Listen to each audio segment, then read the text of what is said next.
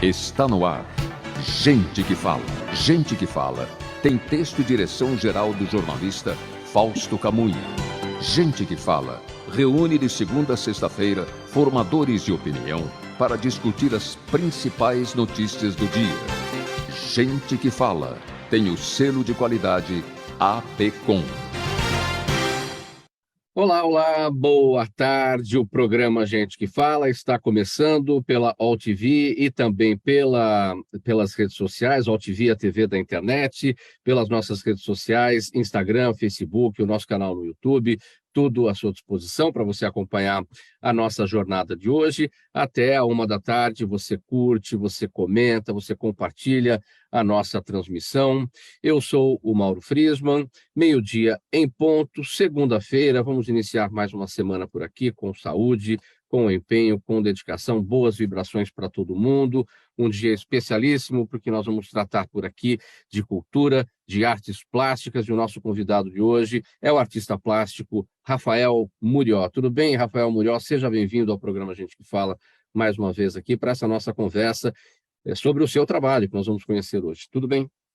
Tudo bem, muito boa tarde, Mauro, boa tarde, Zenilda, boa tarde, Lídia, boa tarde, Fausto Camunha, boa tarde, Pedro, boa tarde a todos que estão nos vendo.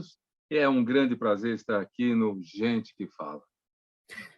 Olha, pessoal, Rafael Murió, um apaixonado pelas artes, ele começou a pintar ainda criança, aprendeu as técnicas muito cedo, teve aulas com grandes mestres ainda na adolescência e desenvolveu seu próprio estilo e técnica com o passar dos anos e também com muitas viagens e estudos feitos em museus e ateliês em vários países do mundo. Aqui é só um preâmbulo, né, Murió, para a gente disparar aí a sua história e contar como é que você descobriu esse amor, essa paixão pelas artes plásticas. Olha, na verdade, não fui eu que descobri, né? Quem descobriu foi minha mãe. Eu acredito que meu irmão e eu, a gente aprontava muito, né? Tanto que um dia minha mãe nos levou numa professora de pintura de bairro, né? A gente pintava gesso, pintava tela, e ela também acabou pintando, né? E de repente, acho que ela percebeu que eu gostava daquilo, né? E daquela professora eu fui parar num grande professor, que era o Henrico Bastilha, que morava aqui, eu moro na Moca, né? Morava na Moca, era um dos únicos pintores vivos de igreja. E ali eu comecei a gostar realmente da arte, né? Mas gostar da arte, porque também eu devia pintar parede, eu devia pintar com lápis de cor, eu devia pintar papel, e assim por diante, né? E tinha uma característica muito legal nesse professor, né? Antigamente, você não fazia o que você queria fazer. O professor, o mestre, ele andava com uma régua na mão, né? Imagina, eu tinha 9 anos de idade, hoje eu tenho 68, né? Eu, com os 9 anos de idade, no ateliê dele, eu tinha uma tendência a desenhar coisas diferentes. E ele queria que eu desenhasse coisas acadêmicas, né?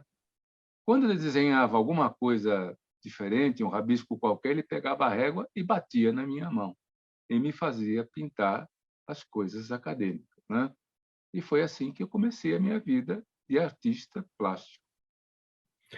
Agora, uma descoberta da sua mãe, você falou 9 anos de idade. Foi exatamente aí, nessa idade, que sua mãe percebeu que você gostava muito das artes plásticas? Eu Ou antes acho de... que ali por volta de uns 7 anos de idade, 8 anos, como eu te falei, né? Então, é lápis de cor, como toda criança, né? Hum. Adora rabiscar, rabiscava a parede. Aí, com 9 anos, eu tenho uma prima chamada Marilena, que já pintava, né? Ela é a minha precursora de tudo, né? Minha mãe vendo ela pintando e achou que, de repente, a gente pudesse ficar mais sossegado, né? Com a pintura, tivesse uma lente diferente, né? E aí, então ela levou a gente a essa professora que era a Dona Norma, né? Professora Bárbara, né? E aí ela percebeu que entre eu e meu irmão eu tinha uma certa tendência realmente à arte, né? O meu irmão, por exemplo, meu irmão foi médico. Meu irmão não tinha esse tipo de tendência, esse tipo. O pessoal diz que é dom, né? Mas eu não sei se é dom. Eu acabei entrando em outras escolas depois do Bastilha e fui me aperfeiçoando, né? até que eu vim, em 72, a ser diretor de arte e criação de agências de propaganda, né? E daí em diante eu juntei a propaganda com as minhas atividades artísticas, né?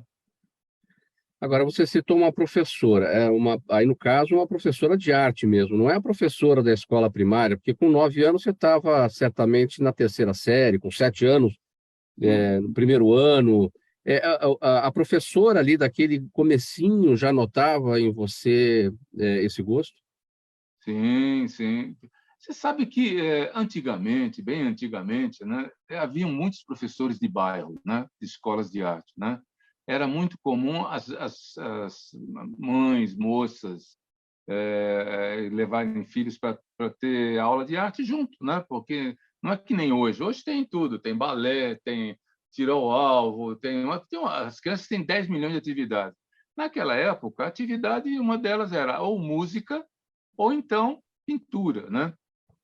E essa era uma professora exclusivamente de arte, né? Não tinha nada a ver com a minha escola normal, né? E ali acho que eu fiquei 1 ano, 2 anos pintando, alguma coisa por aí. A lembrança mais antiga que você tem de algum desenho, alguma pintura e que você gostou muito daquilo, aquilo já mexia com você? Bom, a lembrança mais antiga que eu tenho é um quadro que eu tenho guardado na minha casa, né? As Sete Chaves, né? É um quadro de 69, se eu não me engano, que é um barco sobre um rio, sobre uma lagoa e árvores e coisa parecida, né? Mas é uma pintura bem acadêmica, né? Lógico, porque eu comecei acadêmico, como a maior parte dos pintores começaram, né? Na vida. E essa é a minha primeira grande lembrança de pintura, né? Qual que é a diferença, Murió, entre o artista plástico que pinta ali o que vem à mente, o que ele imagina, o que tá inspirando ali naquele momento, e aquele que pinta a partir da observação? Está lá observando uma paisagem e aí ele começa a colocar na tela aquilo que ele está observando. Bom, o que você pensa, o que você cria, é um exercício sempre na área da arte, né? Então, colocar no papel não é tão fácil assim, você pensando e colocando, porque exige uma série de situações. Primeiro que o artista, o jovem artista, ele realmente tem que ter aulas de desenho e pintura, para conhecer perspectiva, conhecer cor, e vai por aí afora. Não basta pensar e colocar no papel, vai ficar frustrado, né? Porque muitas vezes não vai conseguir colocar isso no papel, né? Agora, quando você tem uma referência, você está na frente da referência, é muito mais fácil. Existem métodos que você consegue pegar proporções de arte, cor, luz, e aplicar isso no seu trabalho, né?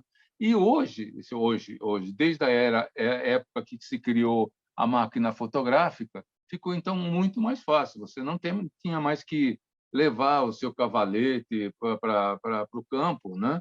E tentar pintar alguma coisa ao vivo. Apesar que tem muita gente que gosta de fazer esse tipo de situação, né? De pintar ao vivo. Com a máquina fotográfica, você fotografa tudo que você quer, vai para o ateliê, e aí você tem todas as possibilidades de proporções e a possibilidade de modificar aquela arte que você acabou fotografando, né? E a sua preferência, qual é? Você já fez de tudo um pouco, já foi a campo ali e botou ali no seu cavalete a tela e observou e fez? Ou o Eu, ideal é o canto do ateliê com a sua tranquilidade? eu tenho uma característica, né? Quando eu vou para o meu ateliê, vou para a tela, eu nunca desenho nada, né? Eu não faço nenhum estudo antes para poder dizer, essa tela vai ser flor, essa tela vai ser barco, essa tela vai ter figurinha de X, né?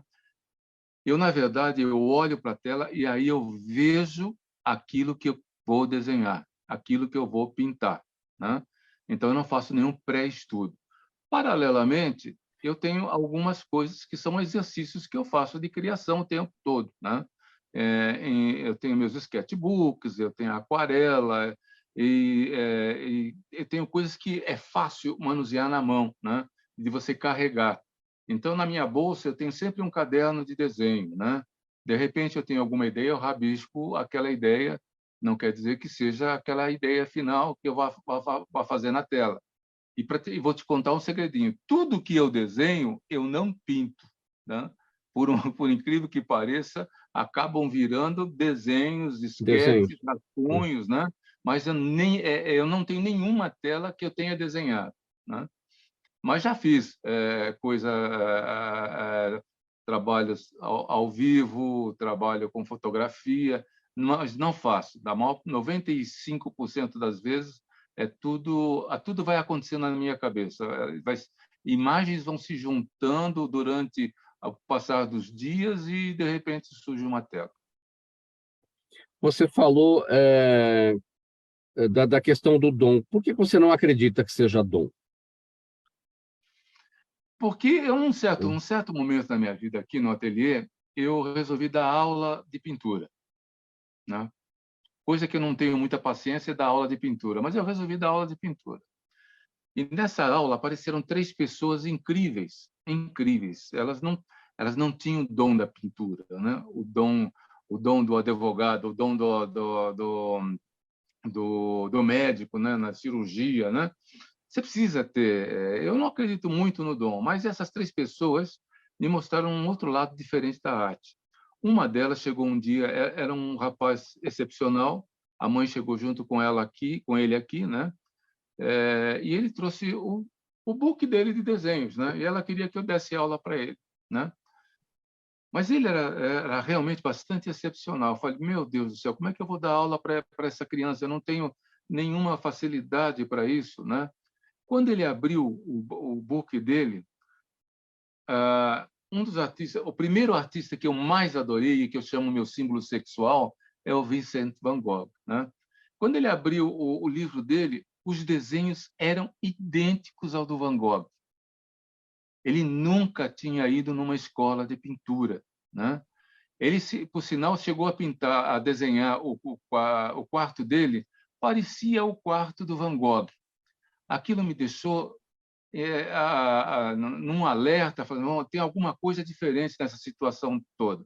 Dei aula para ele uns 3, 4 anos, né? Daí ele acabou indo para outro tipo de escola, né?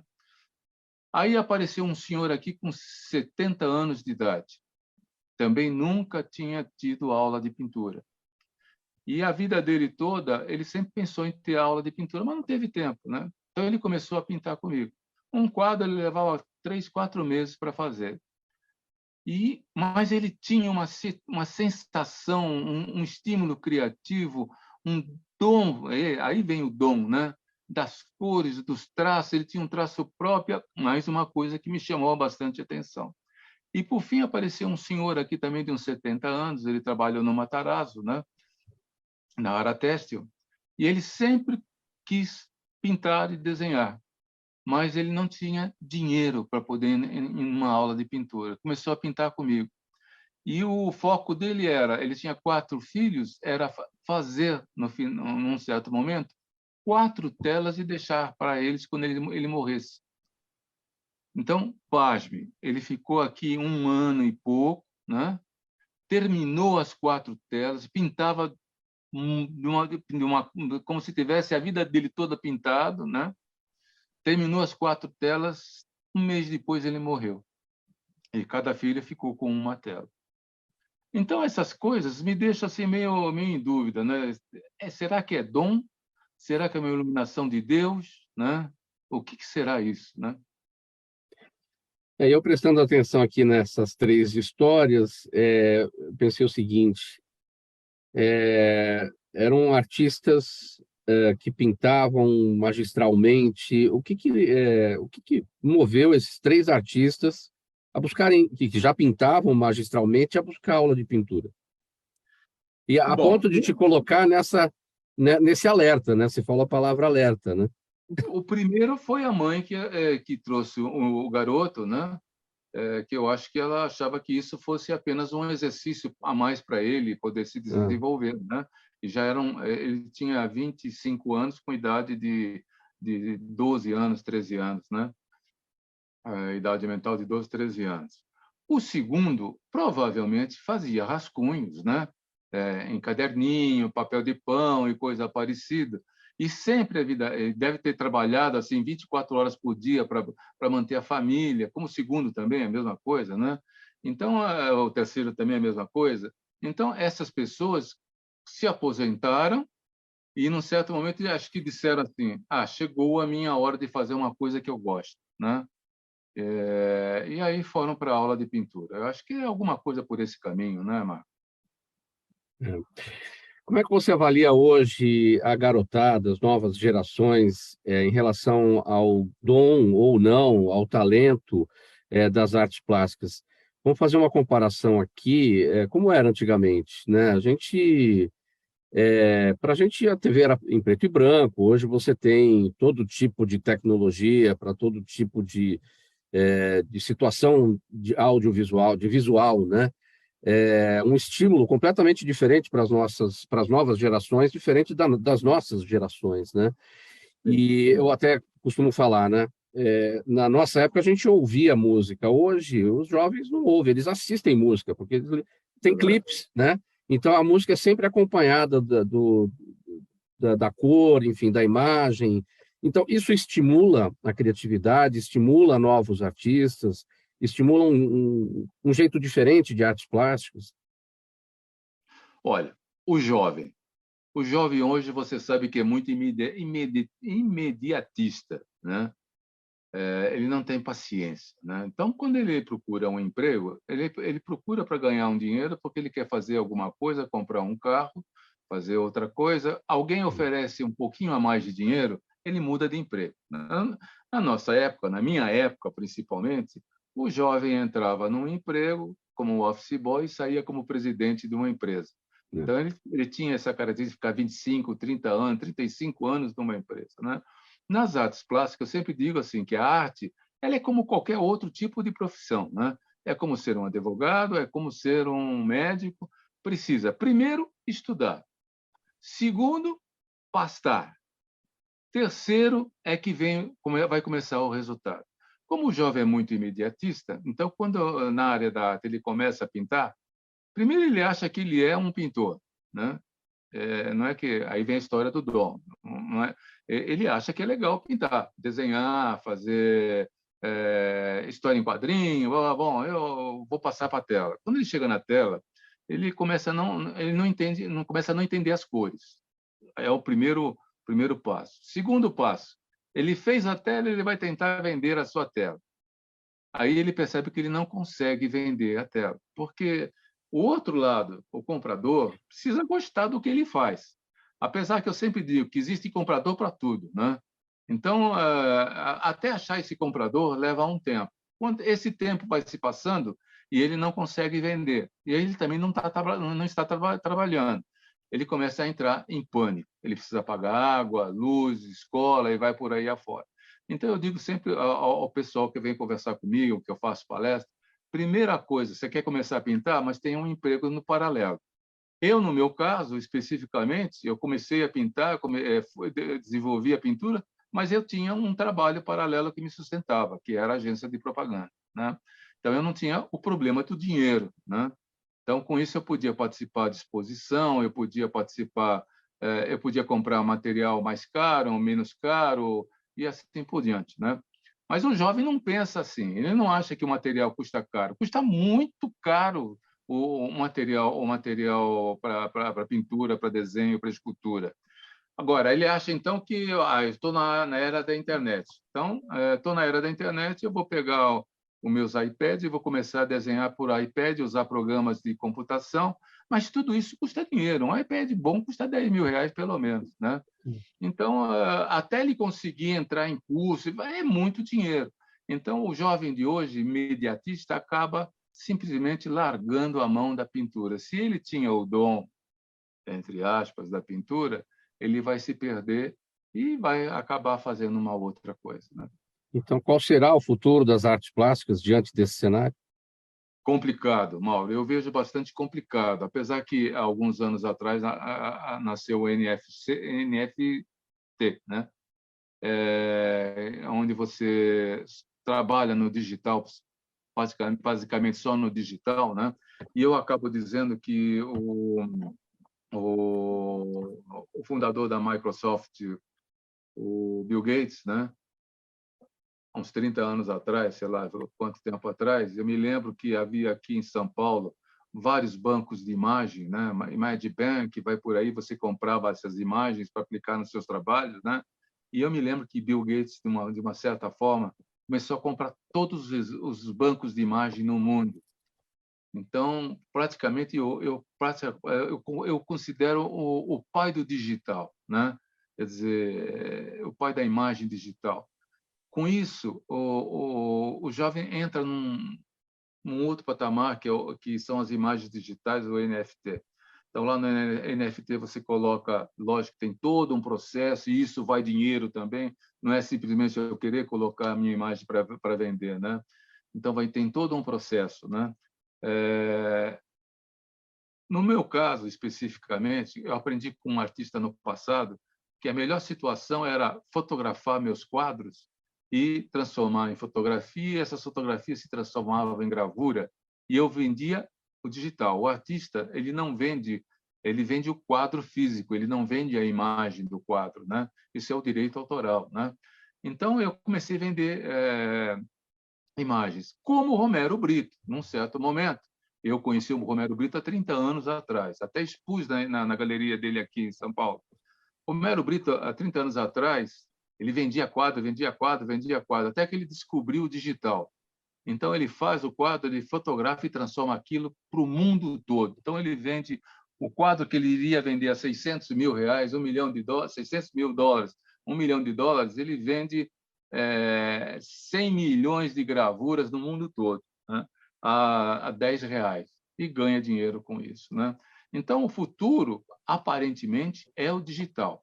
Mas aonde está o dinheiro continua sendo no que não é digital, né? Nos artistas que foram, que estão em museu, né? Em você tentar fazer uma venda de investimento, né? Mostrar ao mercado que você é um artista de investimento, não é um artista de decoração, né? E mostrando ao mercado essa situação de investimento através dos leilões de arte, de galeria de arte, de exposições no exterior, você passa a ser um artista de mercado, com valor de mercado, né? E aí o jovem já não pensa assim, ele quer vender apenas a imagem dele.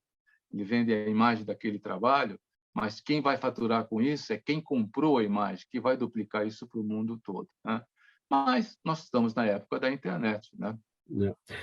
Rafael Munhoz, você falou em Van Gogh, até disse da seguinte forma, que chega a ser quase um símbolo sexual. O artista plástico ele tem que ter um artista para se inspirar ou não necessariamente? No caso aí, você, Van Gogh. Eu acho que é um caminho, né? Um dos primeiros caminhos é você gostar de algum pintor, né? De algum trabalho, alguma coisa específica, né? Eu, como sou conhecido pelas cores, né? Mas eu sou conhecido pelas cores porque eu não acredito na pessoa que compra aqueles quadros pretos, escuros, de navio afundando. O cara acorda de manhã, olha na parede e vê aquele negócio tétrico, né? Eu sempre acreditei nas cores, né?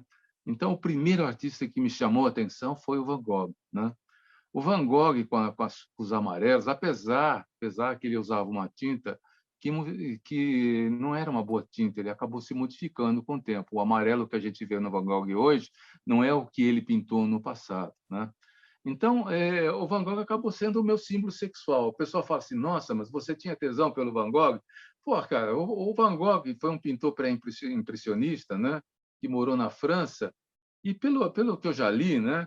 Ele era um cara feio, indelicado, doente, sujo, mal vestido, desagradável e louco. Como é que eu posso ter? Ele pode virar um símbolo sexual? Pela pintura, né? Ele começou a pintar com 27 anos de idade. Mas fora o Van Gogh, e eu tenho uma paixão por todas as cores, aonde eu vou, onde eu estou visitando no mundo, eu vou procurar onde tem obras dele, né? Para poder ver de perto, né? E aí vem o Picasso. Picasso é o segundo artista que eu gosto muito, né? Picasso, num certo momento da vida, Picasso foi o cara mais revolucionário de todos, né? Que eu acho assim, né? Mulherengo, ele bebia para boa, ele teve um monte de ateliê, né? Mas o Picasso, ele, num certo momento, ele recebe uma gravura e ele vê aquele rosto todo torto que ele faz, né? E esse eram pinturas africanas. E eu acabei indo para a África e fui ver o que ele foi fazer, né? Só que eu acabei gostando foram dos tecidos africanos que as mulheres usavam. Como eu gosto de cor, eu comecei a gostar das pinturas nordestinas, né? Apliquei aquilo na minha pintura. Aí fui para a África, apliquei os desenhos têxteis das mulheres e as cores na minha pintura, né? E aí, por terceiro, eu tenho um filho que mora na Austrália há 19 anos, né? Eu fui conhecer a pintura australiana e fiquei apaixonada com a forma, com o estilo, com as cores mais amenas, né? Então, eu acabei juntando as três situações e acabei criando o Rafael Murió, que eu sempre, como publicitário, eu chamo de produto de consumo, né? Que fica na prateleira ali para as pessoas comprarem, né? Bom, você está aí no seu ateliê, né? Fica no bairro da Moca, onde você nasceu, né? E permanece até hoje. Você consegue mostrar alguma coisa para a gente? Você preparou Olha, eu vou aí? mostrar um ateliê. Posso? Bora. Vamos mostrar o que eu estou pintando agora. Vai aí que eu vou tirar o... Eu estou no telefone. Deixa eu ver como é que eu faço para virar. Já, eu vou Vamos lá. virar aí. Vamos lá. Bom, deixa eu ver como é que eu faço para virar. Deixa eu virar aqui, peraí. Acho que nem precisa, Murió. Do jeito que você está aí, com a câmera frontal, você Vou consegue fazer isso. se manter na tela e mostrando os trabalhos, olha aí. Para ver? Dá Esse é para um ver? trabalho. Dá para ver? Esse é Dá um para ver. trabalho que estou terminando agora. Eu já fiz ele 70%, né? Veja que ele é cheio de detalhe. Dá para ver? Dá para ver. Sim. Ele é cheio de detalhes, né? Mas é uma tela de 1 metro por 1 metro.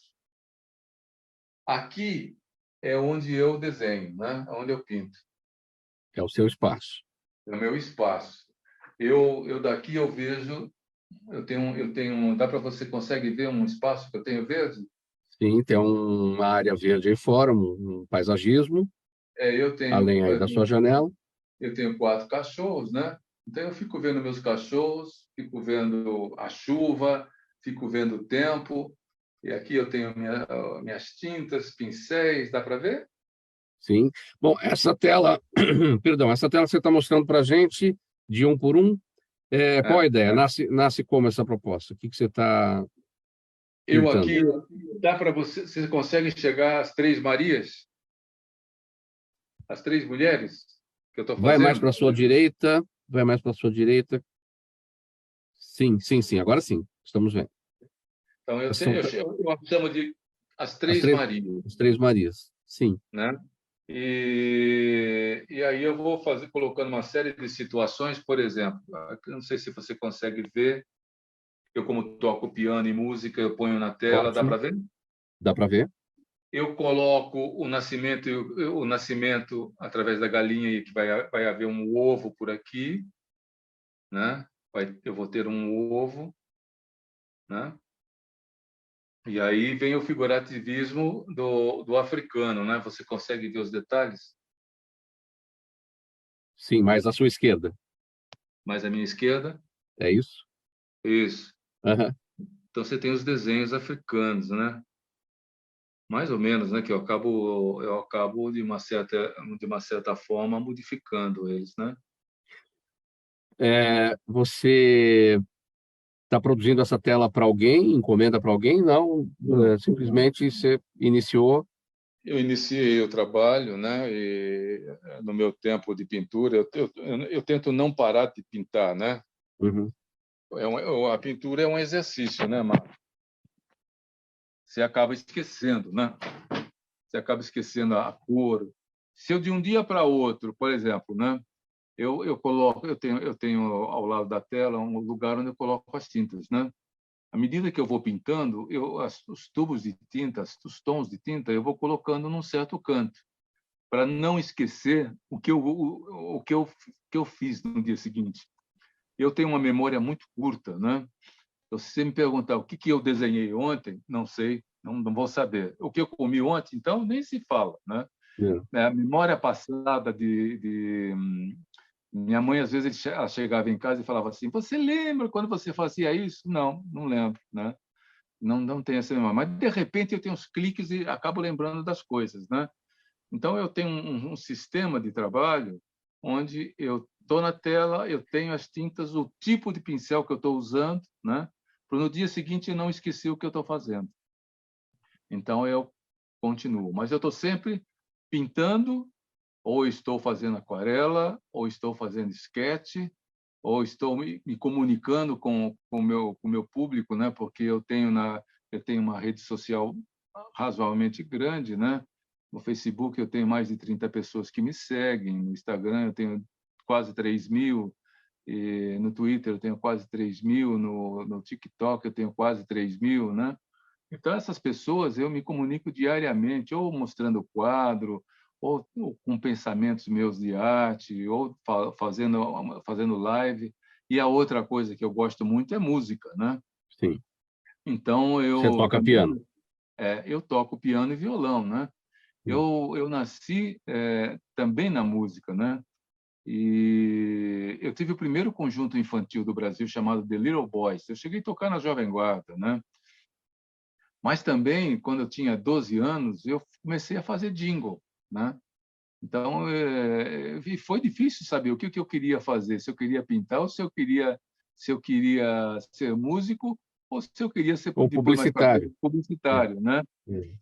E aí, como músico, foi o primeiro que foi cortado, né? Porque pai e mãe naquela época, eu com 12 anos, 13 anos, achava o músico era vagabundo, né? Era um cara vagabundo. Então, cortaram. A minha guitarra foi parar no espaço, só tinha um piano, né? E que tocava só para o meu pai e para minha mãe, né? Mas eu continuei a desenvolver o piano e o violão, né? Eu só não faço profissionalmente, né? Sim. Mas continuo. Olha, pessoal, esse é Rafael Murió, artista plástico, nosso convidado de hoje aqui nessa conversa de início de semana no programa Gente que Fala, pela UOL-TV, pelas redes sociais, Instagram, Facebook, o nosso canal no YouTube. A gente vai fazer uma parada breve aqui, mensagem do nosso apoiador no intervalo e, na sequência aqui, mais conversa com o Rafael Murió. Até já. Toda ação estratégica de sucesso tem um componente fundamental, um instituto de pesquisas ético, rápido e preciso. Afinal, é ele que vai fornecer informação confiável, sem achismos e palpites. E isso, numa época de mudanças rápidas e repentinas, é fator crítico de sucesso. A Orbis é um instituto de pesquisas que une precisão e confiabilidade estatística com a mais alta tecnologia de pesquisas do mercado. Tem inteligência artificial, robótica, big data, entre outros recursos, para que você tenha uma informação correta, confiável, com o menor custo e no menor tempo possível. Na sua próxima ação, seja ela corporativa ou política, comece pela Orbis, porque com a informação correta você vai mais longe, mais rápido e com mais segurança. Estamos de volta pela UOL-TV, a TV da internet, também pelas redes sociais, Instagram, Facebook, o nosso canal no YouTube, tudo isso à sua disposição para você acompanhar a jornada de hoje do programa Gente que Fala, segunda-feira, início de semana, uma conversa sobre cultura, sobre artes plásticas com o artista plástico Rafael Murió. Murió, seguinte, olha, em meio a um contexto extremamente conturbado com a pandemia, muitos profissionais do mercado de arte brasileiro têm relatado um período de resultados positivos nas vendas, beneficiados tanto pela expansão do virtual quanto pela retomada recente do presencial. Como é que está esse momento aí para viver de arte no pós-pandemia? Não sei se podemos dizer pós-pandemia, porque afinal de contas ainda vivemos a pandemia. Até porque você teve uma virada de mesa aí também, você já contou para a gente que em algum momento as artes plásticas se encontraram com a publicidade aí na sua vida e a publicidade durou até a pandemia e você fechou a sua agência, né? Então, como é que ficou a vida depois disso? Bom, você sabe que os 6 primeiros meses, como todo mundo, fiquei sem saber o que fazer de verdade, né? Apesar de eu ter uma estrutura já de comunicação bastante ampla, né? E ter loja virtual e ter algumas situações na internet, né? Mas 6 meses eu fiquei como todo mundo, né? A ver navios, né? Mas também eu fiquei numa situação assim muito interessante. Eu comecei a sossegar, porque sabe, ter vida de artista é como eu disse, é como ser um advogado, é como ser um médico. Então, você acaba tendo clientes o tempo todo te chamando, eu preciso de um quadro para cá, o outro precisa de um quadro para lá, eu preciso de um desenho para cá, e vai por aí. E o tempo não para, né? As coisas não param, você está sempre agitado. E isso me dava uma certa barreira criativa, né? Então, eu não tinha tempo de pensar em coisas novas. Eu tinha tempo em desenvolver o que eu estava fazendo, mas não em momentos de coisas novas, né? Mas o mercado mudou. Eu achei que não fosse mudar da forma como ele mudou, né?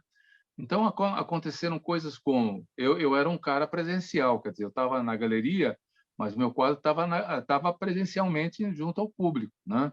E eu, como artista, estava presencialmente, e o artista ajuda a vender, né? Ajuda a vender assim, ele faz o social, porque ele não vende nada. Quem vende é o dono da galeria, é o marchand, né? Ou coisa parecida, porque arte e grana não se misturam, né? O artista, na verdade, nunca sabe se vender, né? O artista ele vende o seu trabalho para poder pagar o seu dia a dia, a sua comida, a sua luz, a sua água, a sua escola, né? Mas o artista não sabe ganhar dinheiro, na verdade, na maior parte das vezes, né? Então precisa alguém para vender o trabalho dele. Mas nesse momento que eu não tava presencialmente, né? Mas eu estava em leilões de arte. Mas os leilões também não tinham mais as ações presenciais, né? Mas o mercado deu uma mudada bastante grande. Os leilões passaram a ser virtuais, as galerias passaram a ser virtuais, aí as lojas virtuais tiveram um grande peso no dia a dia do artista, né? E eu vi um novo caminho, uma nova situação para o mercado. E o mercado foi para esse novo caminho. Então, os artistas, na verdade, a cultura no geral, ela não sofreu tanto, né? Ao contrário, tem muitas áreas, galeristas, leiloeiros, ganharam dinheiro, a mais do que muitas vezes a mais do que estavam ganhando, né? E a área digital acabou sendo mais uma área de se poder ter investimentos, né? Tanto é que você tem algumas coisas muito loucas, né? Se criaram mundos paralelos, né?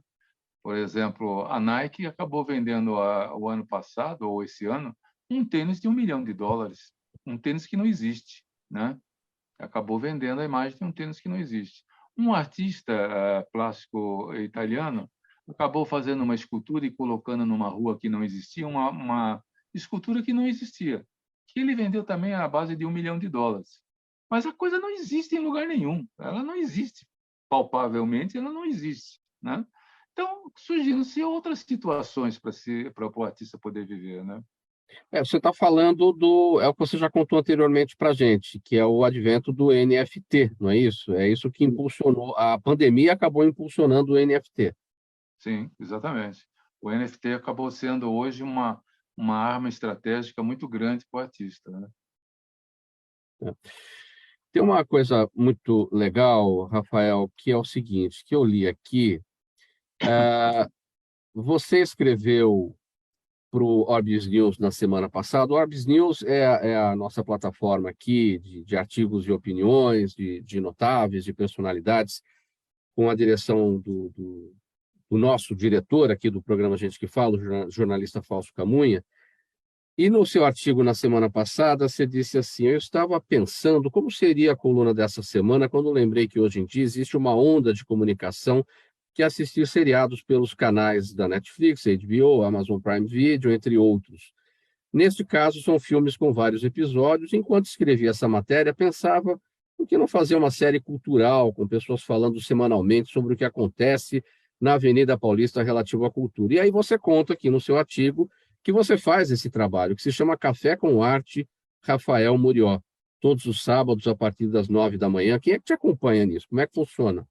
Nossa, isso é muito legal, Marco, é muito Então, legal. conte para a gente. Há uns 5, 6 anos, ou um pouco mais atrás, né? Eu estava sentado no café da Livraria Cultura, né? E estava com meu caderninho desenhando, né? E aí uma ou outra pessoa passava na minha frente, olhava, até que às vezes sentavam e ficavam conversando comigo sobre arte, sobre o que eu estava fazendo, né? Daí veio a ideia de fazer um café de arte no dia a dia, no final de semana. Eu, como gosto muito da Avenida Paulista, né? Então, todos os sábados é muito comum eu andar na Avenida Paulista. Eu não gosto dela de domingo. Aquele monte de gente, monte de situação, monte de atração. E eu gosto dela no sábado. Então, eu comecei a fazer o café com o Rafael Murió na Livraria Cultura, né? E comecei a anunciar, porque eu fazia um programa de terça-feira sobre cultura na internet, né? Toda terça-feira, às 7 horas da noite, né? E eu já tinha um público que me acompanhava nesse trabalho de internet, né? E aí começaram a vir gente, mas do país todo. É isso que é engraçado, né?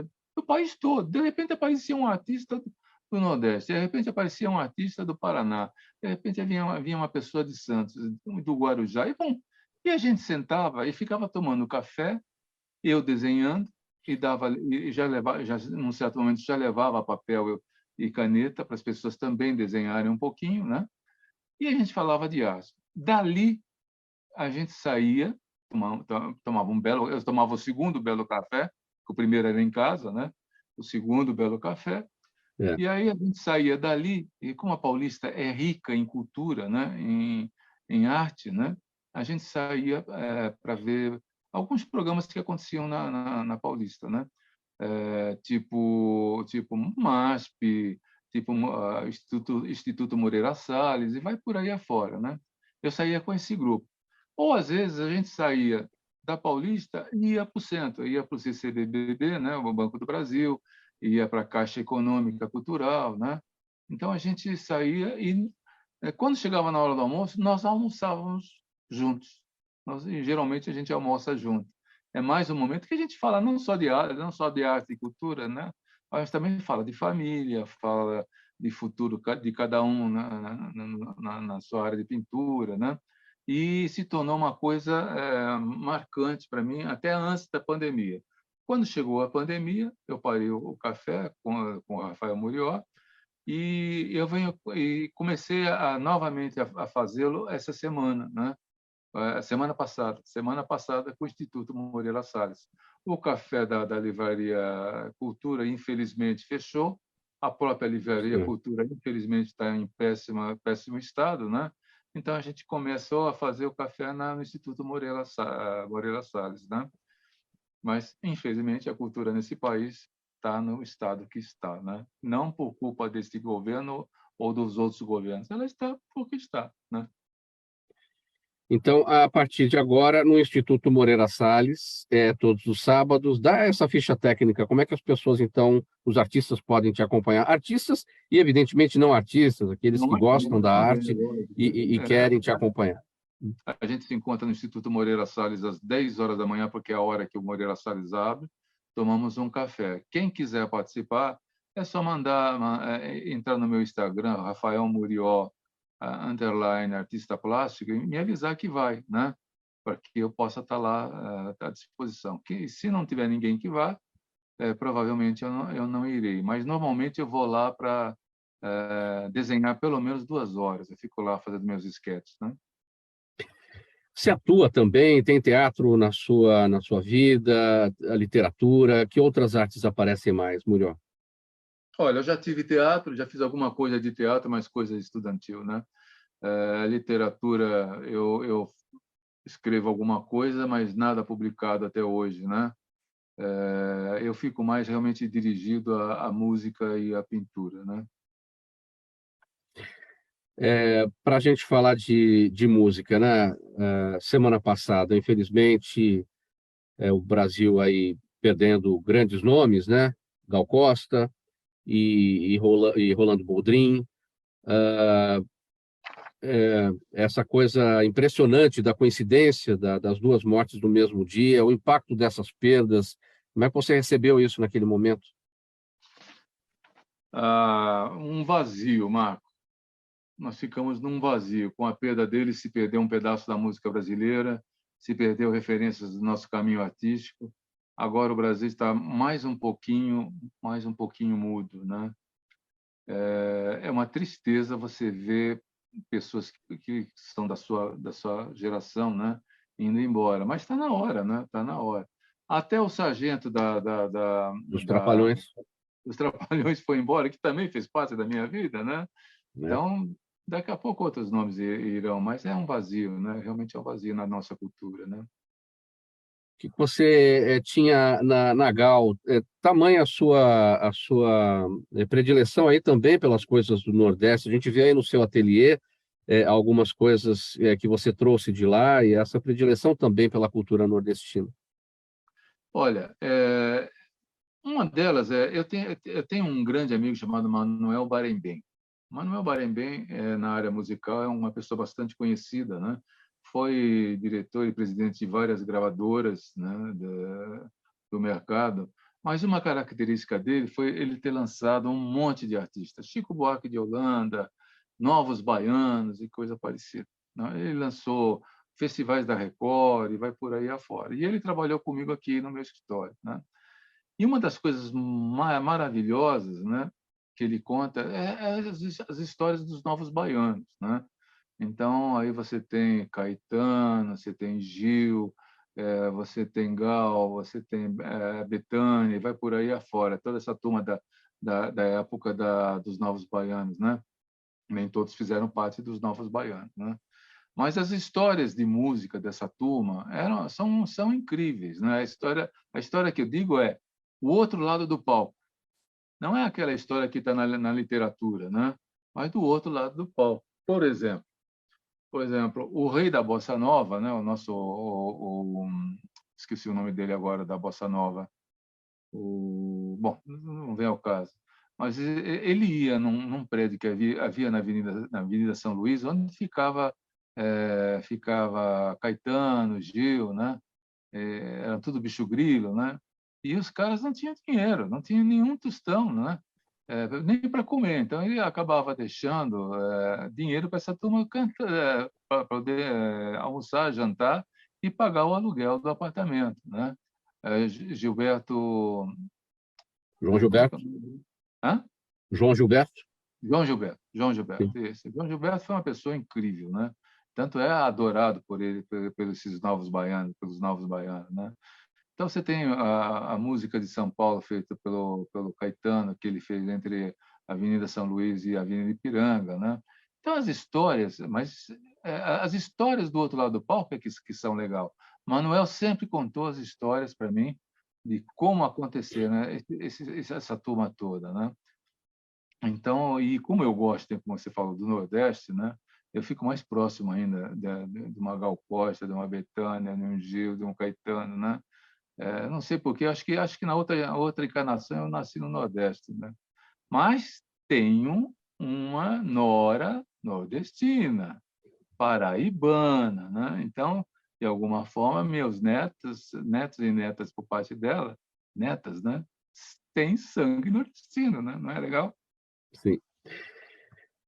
Como é que você define o mercado de arte brasileira? O que dá para considerar arte brasileira?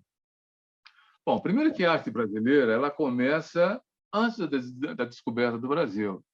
Você tem os indígenas com suas cerâmicas, né? Então você vê nesse espaço a arte brasileira. Dali em diante vem realmente os artistas que se desenvolveram. A um certo momento, isso pensando na minha época passada, você não tinha uma arte brasileira. Você tinha artistas que saíam do Brasil para visitar museus e coisas parecidas, né? E dali voltavam tendo participado de ateliês e coisa no gênero, voltavam a desenvolver seu trabalho, né? Como o grupo Santa Helena, o grupo de arte moderna, e vai por aí afora, né? Mas a arte brasileira, eu gostaria de destacar um nome que foi uma pessoa que me ajudou muito e foi um outro símbolo sexual da minha vida. Esse é o meu símbolo sexual brasileiro, que foi o Aldemir Martins, né? Aldemir Martins, grande artista, né? Durante mais de 10 anos frequentou aqui o meu ateliê, eu mais de 10 anos frequentei o ateliê dele, né? Ele tinha umas situações de arte muito legal, né? Um dia ele passeando pelo Nordeste, né? Voltando para a capital, ele estava com sede, né? De carro, estava com sede, parou numa casa numa região qualquer, né? E bateu lá e pediu água, né? Então a pessoa muito gentil, né? Como o nordestino é, muito gentil, né? Fez ele sentar na cozinha, como antigamente a gente fazia com a avó da gente, né?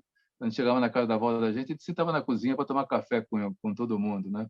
Então ele sentou e o ajudante dele que estava com ele viu uma lata de sorvete em cima da geladeira, né? Hum.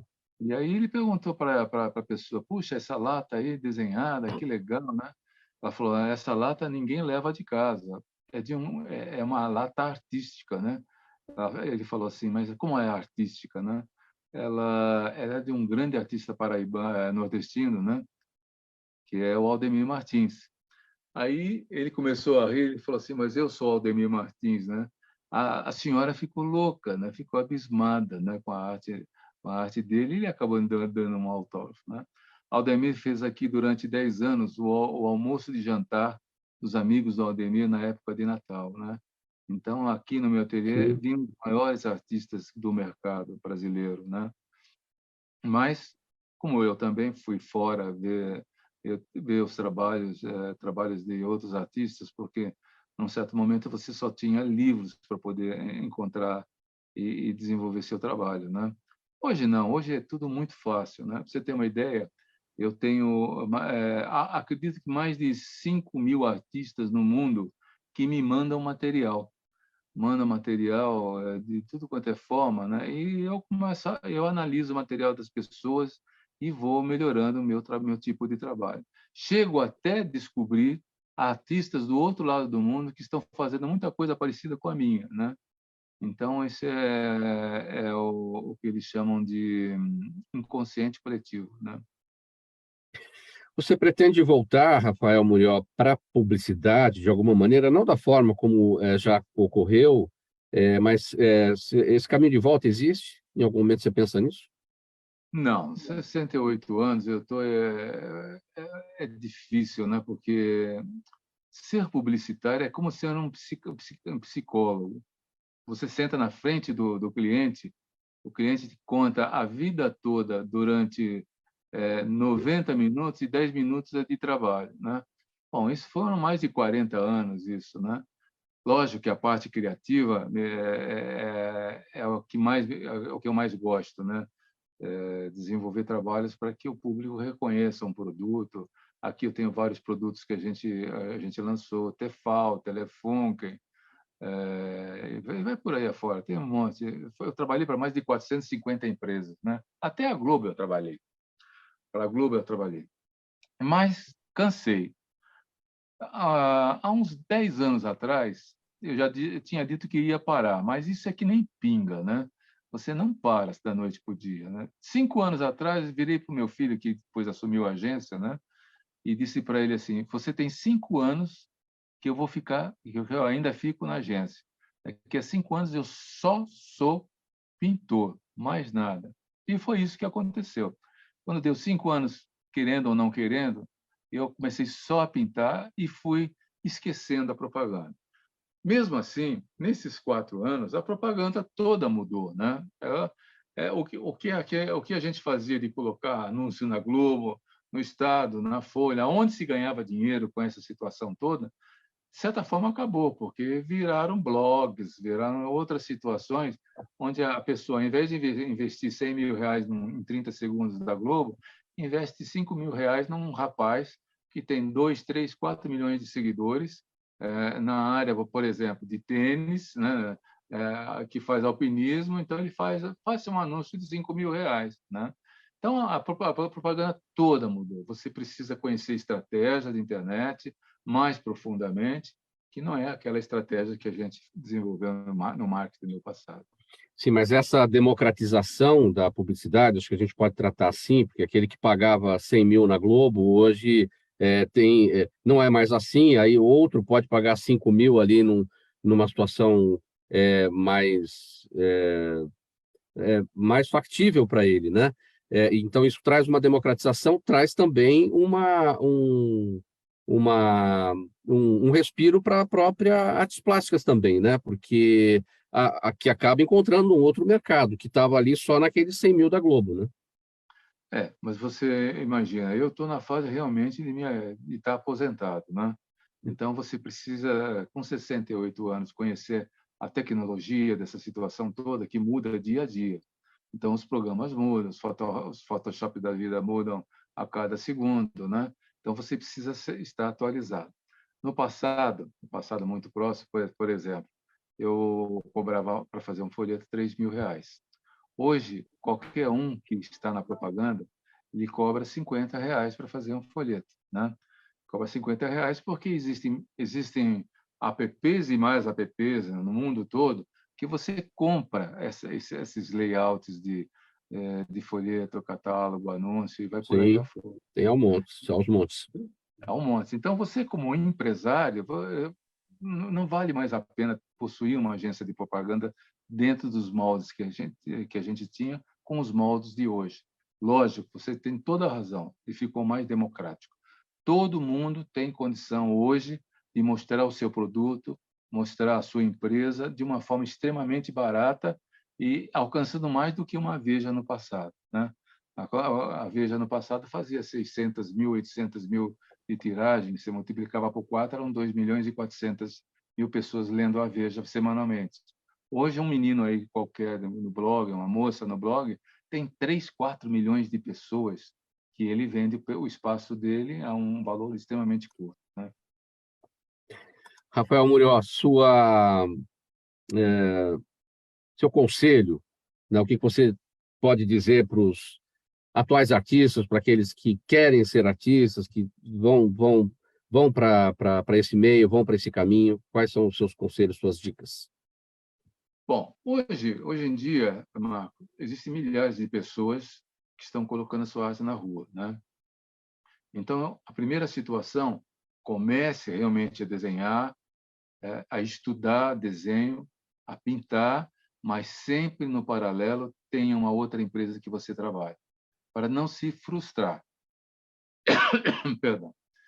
Porque se não vier dinheiro de algum lugar, ele não tem tempo hábil para respirar e se colocar dentro do mercado. É fácil se colocar no mercado? Não é fácil. Existe uma escada, existem vários degraus para subir, até que se consiga se autossustentar. Quando chegar esse momento, é a hora de virar um artista plástico. Essa coisa de ter plano A e plano B ali no paralelo é difícil, né, para o artista, né? Porque eu falo às vezes até como jornalista, a gente não sabe fazer outra coisa da vida, não é? Não é difícil você ter um outro plano para correr no paralelo? Olha, Mauro, pode ser que seja difícil. O artista é um cara que vive nas nuvens, criativo, não sei o que lá, né? Então, isso é real, isso é real. Mas se ele não tiver, seja lá o que for, ele trabalha no McDonald's, no caixa, coisas que não têm nada a ver com ele, né? Mas que ele tenha um Uma recebimento no final do subsistência, né? mês, ele vai embora, porque ele pode trabalhar o dia inteiro, mas à noite ele continua a desenhar e pintar, né? Sábado e domingo ele continua a desenhar e pintar, nas folgas ele continua desenhando e pintando, né? Ele tem que dar tempo a ele mesmo. O advogado também não dá tempo a ele mesmo quando ele vai para a faculdade. Todo mundo acaba trabalhando e estudando, fazendo faculdade. O médico, então, nem se fala, né? O médico, chega um momento que ele fica preso no pronto-socorro, ele não tem outro ganho, né? A não ser aquilo que ele faz de residência, né? Então é mais complicado ainda. Mas o artista tem condição de fazer as duas coisas no paralelo, né? Eu fiz. Sim. Rafael, nosso tempo se esgotando por aqui. Sua mensagem final, sua despedida. E o agradecimento por essa nossa conversa. Gente que fala, agradecer você. Confesso que eu estava nervoso no começo. Falei, nossa, o que vai acontecer? Fazer um programa de 1 hora. A gente faz live, né? Costuma fazer alguma live, mas sempre tem mais pessoas e acabo fazendo uma série de perguntas e você vai desenvolvendo. Mas eu agradeço bastante ao Fausto Camunha e vamos lá. O que precisar, nós estamos aqui. Falando de arte, fale com o Rafael Murió. Rafael Murió, eu confesso aqui também o nervosismo, e nós compartilhamos aqui o nosso nervosismo, porque aqui também, diante do artista, a situação também não é fácil. Aqui os meus caminhos para extrair de você as melhores histórias, a conversa mais saborosa, mais picante, isso é um desafio. Isso, né? A gente parece que a cada entrevista parece que você nunca fez isso na vida. Parece que é a primeira vez, né? É verdade. Mas muito obrigado por essa nossa conversa, por trazer todas essas informações para o nosso público, para aqueles que gostam de arte, para os artistas em geral também. A gente vai se encontrar numa próxima oportunidade, certamente. Rafael Murió, artista plástico, nessa nossa conversa. Fala, Murió. Uma coisa que eu esqueci. Um beijo para a Zenilda, para a Lídia e para o Pedro. Obrigado aí por tudo que vocês fizeram, tá? Tá dito. Rafael Murió, artista plástico aqui nessa nossa conversa de hoje, segunda-feira, iniciando muito bem essa nossa semana, no programa Gente que Fala, que tem realização da ABCom, na técnica da AltV, o Sérgio Oliveira. Valeu, Sérgio, aí pelos trabalhos de hoje. Apresentação, minha, Mauro Friesman, pauta e redação do Pedro Schiavon, Zenilda Salvato, nossa diretora de produção, jornalista Fausto Camunha, nosso diretor-geral. Na AltV, a direção-geral é do Alberto Luchetti, e você, espectador, você, internauta, sempre a razão da nossa presença aqui todos os dias. Muito obrigado pela audiência, a gente volta a se encontrar amanhã aqui pela AltV, também pelas redes sociais, a partir do meio-dia. Um abraço para todo mundo, tchau, tchau.